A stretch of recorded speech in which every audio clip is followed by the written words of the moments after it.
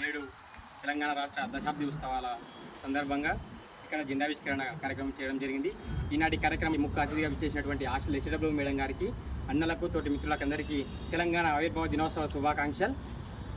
గత తెలంగాణ సాధించి 10 సంవత్సరాల మన ఎంతోమంది విద్యార్థి అమరవీరుల త్యాగాల ఫలితంగా, ఎంతోమంది బలిదానాల ఫలితంగా ఒక్కొక్క రక్తపు బొట్టును తెలంగాణకు అంకితం చేయడం, దాని ఫలితంగా వచ్చినటువంటి యొక్క తెలంగాణ రాష్ట్రంలో నేడు మనమందరం సురక్షితంగా జీవించగలుగుతున్నాము.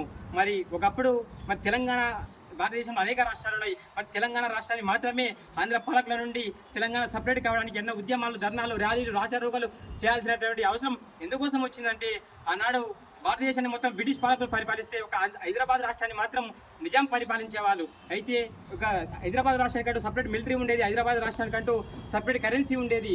మరి ఎందుకోసం అంటే ఇక్కడ ఉన్నటువంటి న్యాచురల్ రిసోర్స్ని ఉపయోగించుకోవడం కానీ, ఇక్కడ ఉన్నటువంటి అనేక కోటాలను నిర్మించడం కానీ, వాళ్ళు ఇక్కడే ఉండాలి, ఇక్కడే పాలన చేయాలని గొప్ప సదుద్దేశంతో వాళ్ళు అనేక అభివృద్ధి పనులకు శ్రీకారం చుట్టారు అన్నాడు. ఇక్కడ ఉన్నటువంటి అబ్దుల్ గని దగ్గర ఉన్నటువంటి సెంట్రల్ లైబ్రరీ కానీ, హైకోర్టు కానీ, కాచిగూడ స్టేషన్ కానీ, సికింద్రాబాద్ స్టేషన్ కానీ, ఇలా పోలిస్తే అనేక ఇప్పుడు నిమ్స్ హాస్పిటల్ కానీ, ఉస్మానియా ఆర్ట్స్ కాలేజీలు కానీ, ఇలా అనేక అభివృద్ధి పనులు చేయడం మొదలుపెట్టారు. ఇలా చేయడం మొదలుపెట్టిన తర్వాత ఇలా నడుస్తున్నటువంటి క్రమంలో దేశంలో స్వతంత్రం కోసం పోరాడుతున్నారు. స్వతంత్రం కోసం పోరాడిన తర్వాత ఇక్కడ స్వతంత్రం సిద్ధించిన తర్వాత ఆనాటినటువంటి మంత్రి సర్దార్ వల్లభాయ్ పటేల్ గారు హైదరాబాద్ రాష్ట్రానికి కూడా దీంట్లో కలపాలి, హైదరాబాద్ రాష్ట్రాన్ని కూడా భారతదేశంలో కలపాలని గొప్ప సదుద్దేశంతో ఇక్కడ ఎన్నో చర్చలు జరిపారు. అవి ఫలించినప్పటికీ అక్కడ ఆపరేషన్ పోలో అని చెప్పేసి ఆయన అక్కడ 3 రోజులుగా ఉద్యమం చేసి మన 7th నిజాం అయినటువంటి మీర్ ఉస్మాన్ అలీ ఖాన్ గారిని ఓడించి హైదరాబాద్ నుండి ఆయన తరిమి కొట్టడం జరిగింది. హైదరాబాద్ రాష్ట్రానికి కూడా భారతదేశంలో విలీనం చేయడం జరిగింది.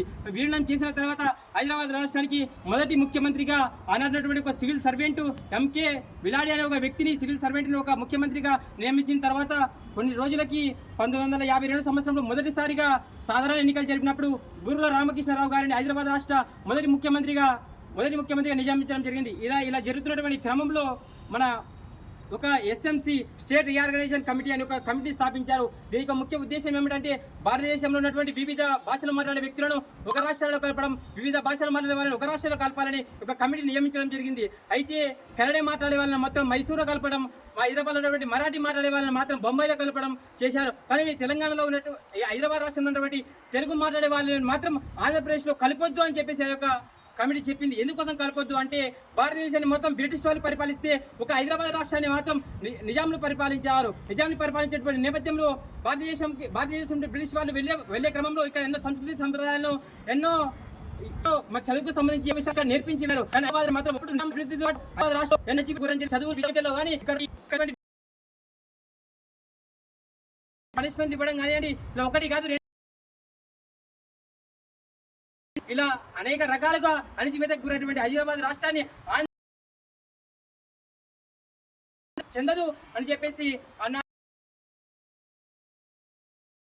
వాళ్ళు అప్పుడున్నటువంటి రాజకీయ